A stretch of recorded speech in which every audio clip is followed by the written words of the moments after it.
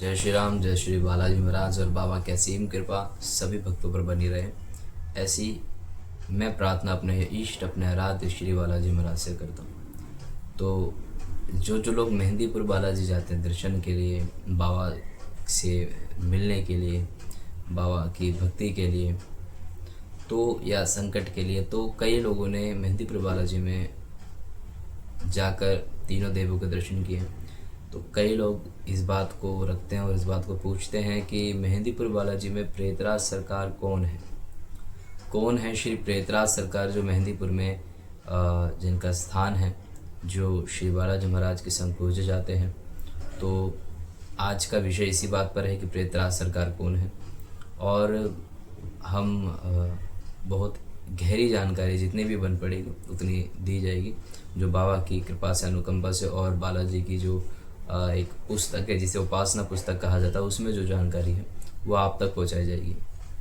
सर्वप्रथम जो लोग मेहंदीपुर बालाजी जाते हैं और जो दर्शन करते हैं श्री बालाजी महाराज के, तो आपने देखा होगा बालाजी महाराज के बाद श्री भैरव बाबा, श्री कोतवाल भैरव जो है वो, और मेहंदीपुर में तीन देवों की प्रधानता, श्री बालाजी महाराज, श्री भैरव बाबा और प्रेतराज सरकार। तो मेहंदीपुर में एक शक्ति विराजमान है श्री प्रेतराज सरकार, जिनको बाबा श्री बालाजी महाराज के दंड अधिकारी रूप में जिनको माना जाना जाता है, जिनको पूजा जाता है, जो दंड अधिकारी रूप में वहाँ पर जिनको स्थान दिया गया है, विराजमान कराया गया है बाबा के द्वारा, और उनको नियंत्रण दिया गया है सभी प्रेतों को, सभी भूतों को, जिन्नों को, मशानों को, डाकनी शाकनियों को इत्यादि जो भी तंत्र या कोई भी शक्ति है, उनको सभी को दंड देने का। तो पहले तो कचहरी लगा करती थी मेहंदीपुर बालाजी में बहुत ही प्रबल।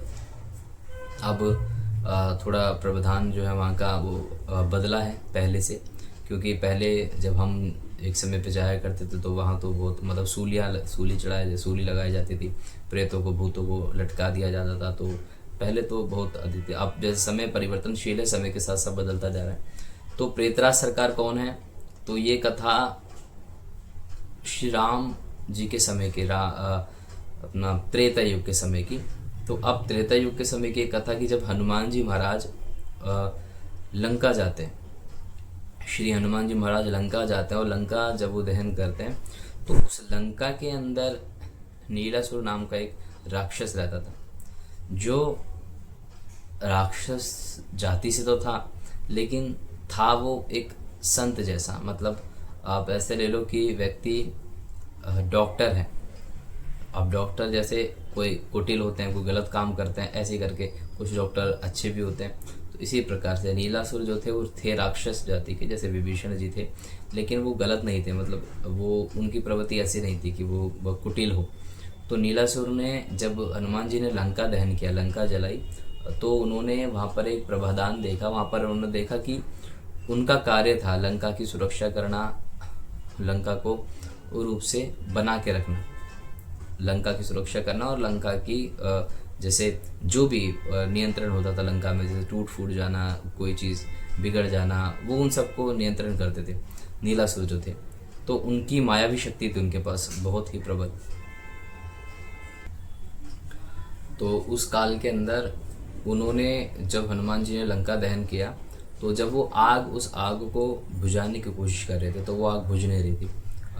जो सुंदरकांड पढ़ते हैं, जिन्होंने पढ़ा, इसमें आपने सुना भी होगा, चले मारो तो 49 किस्म की पवन वहाँ पर उस समय पर चलने लगी, और वो भीषण अग्नि जो हनुमान जी महाराज द्वारा लगाई गई थी।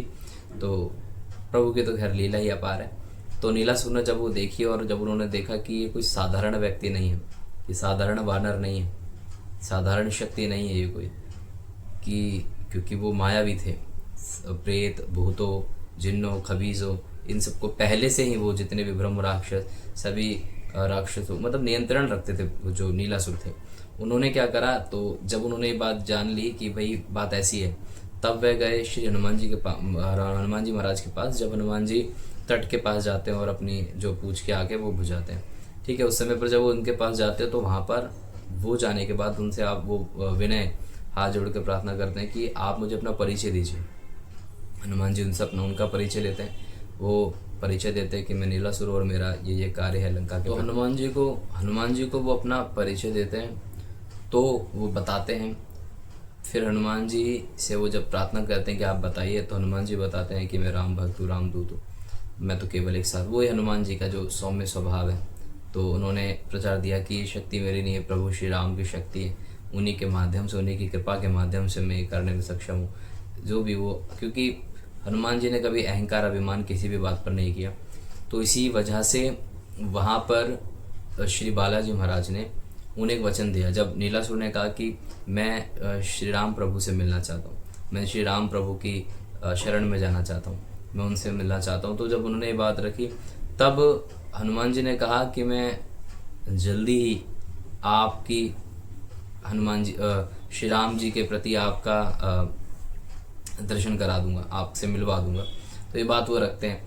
उस समय तो चलो ये बात, जब उस समय ये बात हुई तो उस समय इस बात को युद्ध चला और वो सारी प्रक्रिया हुई, तो मतलब इस समय बीत गया। फिर समय बीता, क्योंकि हनुमान जी के वचन, हनुमान जी अपने सब दिए वचन पूरे हुए। हनुमान जी ने जितने भी वचन दिए हैं, हनुमान जी ने ये वचन जो था द्रोणगिरी पर्वत वाला, वो वाला वचन, और वचन था आज लोग परिक्रमा लगाने जाते हैं जब गोवर्धन पर्वत की, तो उनको भी वचन दिया गया था स्पर्श का। तो सभी वचन पूरे हुए। तो उन्हें उस पश्चात जब जल समाधि का समय आया, तो ये पश्चात उनको ये याद आया, तो उन्होंने नीलासुर को बुलाकर उनका दर्शन, श्री राम का दर्शन उनको करवाया और मिलवाया। तो उन्होंने कहा कि प्रभु आपकी भक्ति, आपकी शरणागति चाहिए, आपका संग चाहिए। तो तब उन्होंने कहा कि आपको भी पृथ्वी पे कार्य है, जो कई कार्य करने हैं। जैसे हनुमान जी को उन्होंने छोड़ा, तो हनुमान जी के संग ही आपको कार्य करना है। उन्होंने एक कार्य सौंपा कि आपको हनुमान जी के संग ही रहकर पृथ्वी में जन कल्याण का कार्य करो। तो इस प्रकार से उन्होंने बात रखी। तो जब श्री राम प्रभु जल समाधि लेते हैं, तो ये बात उन्होंने रखा सरयू नदी में, तो ये बात उन्होंने रखी। अब जब प्रभु ने बात कही, तो ये था, ये सारी जो कथा थी ये थी त्रेता युग की। लेकिन अब बात आती है इसी कलिकाल की, 1000 वर्ष पूर्व। 1000 वर्ष पूर्व जब इन सब चीज़ों का, तंत्र, प्रेत, भूत इत्यादि क्रियाओं का जब बहुत ज़्यादा बड़ा प्रभाव, तब मेहंदीपुर बालाजी प्रकट हुए। बालाजी महाराज मेहंदीपुर में। एक कथा तो ये थी और एक कथा और है, पर वो दोनों कथा अलग नहीं है, वो एक ही कथा है। क्योंकि इन दोनों कथा का उद्देश्य एक है।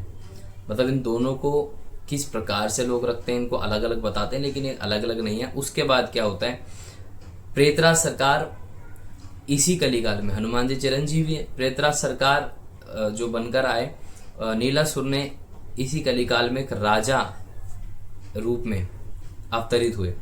मतलब एक राजा के रूप में अवतरित हुए, उन्होंने जन्म लिया।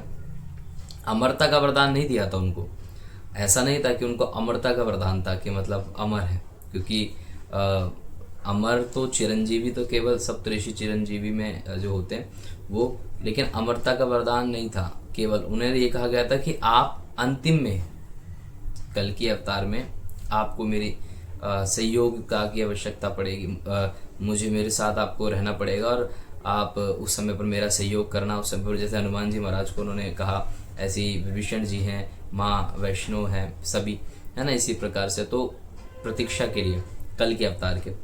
तो अब जब हम बात करते हैं जयपुर में, उन्होंने नीलासुर ने एक माया, एक प्रारब्ध, एक माया रची। उस माया के अंदर क्या रखा, उन्होंने अवतार लिया एक राजा बनकर जब उन्होंने एक अवतार लिया, तो नीलासुर ने, वहाँ पर भी उनके पास शक्ति थी, जयपुर के राजा बने वो, और वहाँ पर भी उनकी एक शक्ति थी कि वहाँ पर भी वो प्रेतों को अपने वश में, अपने कब्जे में कर लिया करते थे। हनुमान जी को ये बात पता थी कि भाई बात ऐसी है कि जो नीलासुर है वो इस अवतार में यहाँ पर विराजमान। वो उनके पास जाते हैं और उनको वो चीज़ याद दिलाते हैं, उनसे कहते हैं और उनसे ये बात रखते हैं कि आप मेरे साथ मेहंदीपुर बालाजी में विराजो। राजस्थान की दौसा जिले में जो स्थान है, वहाँ पर आप मेरे साथ विराजो और कार्य करो जन कल्याण का। श्री राम का जो अधूरा कार्य वो आपको पूरा करना है, जन कल्याण करने का, मेरे साथ आप मिलकर ये कार्य करो। जब उनको ये बात वो याद दिलाते हैं, तो उनको वो बात याद आती है, और याद आने के पश्चात वो उनके साथ चल पड़ते हैं और मेहंदीपुर बालाजी में वो स्थान लेते हैं प्रेतराज सरकार। अब प्रेतराज सरकार बनकर उन्होंने, क्योंकि सभी प्रेतों को अपने कब्जे में रखते थे और राजा तो थे ही, तो इसलिए उनका नाम प्रेतराज रखा गया, इसलिए उनका नाम प्रेतराज सरकार रखा गया। क्योंकि उनकी सरकार चलती थी। मतलब वो हवा से ही प्रेतों को बांध लिया करते थे, और प्रेतों को जिसको उन्होंने बांधा वो कभी छूटता नहीं था उनसे। तो प्रेतराज सरकार वो थे। अब एक तरीके से प्रेतराज सरकार या नीलासुर आप कह लो, तो एक ऐसी शक्ति है तो शमशान की बहुत प्रबल, बहुत बड़ी शक्ति है। जो शमशान में जैसे आप अन्य कोई पूजा उपासना करो तो आपको बहुत आसानी से कोई शक्ति प्राप्त हो जाएगी, कोई तंत्र मंत्र विद्या से। प्रेतराज सरकार वो है जो बहुत जटिलता के साथ, बहुत मेहनत के बाद मिलते हैं। लेकिन आप देखो कि मेहंदीपुर बालाजी में केवल, इस पूरे संसार में, ब्रह्मांड में केवल प्रेतराज सरकार एक ऐसी ही जगह स्थान है, मेहंदीपुर बालाजी, जहाँ पर वो विराजमान है। अन्य इस संसार में कोई दूसरा मंदिर या स्थान है भी नहीं जहाँ प्रेतराज सरकार विराजमान हो। हाँ, अब अगर कोई उनकी सिद्धि साधना करके उनको कहीं स्थान दे दे, वो बात अलग है कि वहाँ पर उनकी शक्ति विराजमान हो जाए, परंतु स्वयं से जहाँ पर एकमात्र उनकी एक मूर्त है, एकमात्र उनकी एक स्वयंभू प्रकट उनकी प्रतिमा, स्वयंभू उनकी शक्ति विराजती है, वो केवल मेहंदीपुर बालाजी है। उसके अधिक कोई संसार में ऐसा दूसरा मंदिर, दूसरा स्थान है भी नहीं। शमशान के अधिपति है, शमशान की बहुत बड़ी शक्ति है। डाकनी हो, मशान हो, मशानी हो, जिंद हो, प्रेत हो, बाधा हो, डाकनी, प्रेत, खबीज, ब्यार, आपकी जितनी भी ये शक्तियां हैं, जो शमशान वाली शक्तियां हैं, मलिन शक्तियां हैं, जितने भी प्रकार के प्रेत होते हैं, सभी को वो वश में करने के अधिपति है। सभी को वश में कर सकते हैं, सभी को कंट्रोल कर सकते हैं, और सभी प्रकार के तंत्र काट सकते हैं, सभी प्रकार के मंत्र वो काट सकते हैं। जो मलिन क्रियाएं हैं, जैसे कि जो मलिन स्थानों पर बैठ जाती, प्रेतराज सरकार उनको भी उठा के लेके जा सकते हैं। तो उनकी साधना उपासना, मेहंदीपुर बालाजी में उनका भोग लगता है चावलों का, मीठे बुरे चावलों का भोग है, वो बाबा का प्रेतराज सरकार का भोग लगता है। तो बहुत बड़ी शक्ति है, और जितने भी प्रेत हैं वो सब उनके आके सरमस्तक होते हैं, सब उनके आके पानी भरते हैं। जितने भी भूत है, प्रेत हैं, जितने भी सब ये डाकनियाँ हैं, शाकनियाँ हैं, सब उनके साथ समक्ष पानी भरते हैं। क्यों? क्योंकि प्रेतराज सरकार शमशान के अधिपति है, बहुत बड़ी मालिक है, बहुत बड़ी शक्ति के मालिक है। असंभव को संभव करने की ताकत रखते हैं वो। हाथी की उनकी एक सवारी है जिस पे वो हाथी पे विराजते हैं, क्योंकि राजा रूप में वो थे। तो राजा, जैसे कि आप सभी जानते हैं कि राजस्थान में हाथियों की सवारी रखते थे, तो हाथी की उनकी सवारी है, धनुष बाण हाथ में रहता है, खड़ग विराजता उनके हाथ में, बगल में। तो ये प्रेतराज सरकार की एक असली कहानी कि इस प्रकार से प्रेतराज सरकार का अवतरण हुआ। प्रेतराज सरकार एक ये शक्ति है जो कि बहुत प्रबल, बहुत बड़ी शक्ति है। जो इनकी साधना कर ले, दूर दूर तक 12-12, 24-24 साल तक कोई प्रेत निकट उनके, उस व्यक्ति के कभी नहीं आ सकता। मतलब जिस भगत ने, जिस साधक ने उनके किसी व्यक्ति के ऊपर हाथ भी धर दिया तो निकट नहीं आ सकता। और हनुमान जी के दंडाधिकारी है, तो सबको ही दंड देने वाले वो। अगर बड़ी से बड़ी शक्ति, बड़ी से बड़ी ऊर्जा, अगर वो जिसको चाहे, अगर कोई चाहे कि ये शक्ति मुझे चाहिए, तो प्रेतराज सरकार के अगर एकमात्र उसने उपासना कर ली और उनको राजी कर लिया, तो प्रेतराज सरकार कहीं से भी उठा के उस व्यक्ति के सामने उस शक्ति को पेश कर सकते हैं। चाहे वो पूजनीय शक्ति हो, चाहे वो कोई प्रेत शक्ति हो, उस सबको समक्ष रख सकते हैं और सबको ही वो पैदा कर सकते हैं। मतलब प्रेतराज सरकार बहुत बड़ी शक्ति है। तो आप प्रेतराज सरकार की साधना जो व्यक्ति चाहते हैं करना, उपासना जिस भी प्रकार से, तो वो मुझे कमेंट करेंगे। जब आप लोग सब्सक्राइब करें, चैनल को सपोर्ट करो, तो वो भी दिया जाएगा। और जो भी कोई आपको अब समझ नहीं आता है कि और कुछ, कि भाई हमें और कुछ जानने की इच्छा है, तो ये लोक कथा, जितनी भी शक्तियों की कथाएं, ये सब आपको मिलेंगी। तो आप चैनल को सब्सक्राइब कीजिए, लाइक कीजिए और शेयर कीजिए, और सदैव बाबा की कृपा से, बाबा की भक्ति से आप जुड़े रहिए, उपासना करते रहिए परमात्मा की। बाबा सदैव आप पे अपनी कृपा रखे। सभी को जय श्री राम, जय श्री बालाजी महाराज।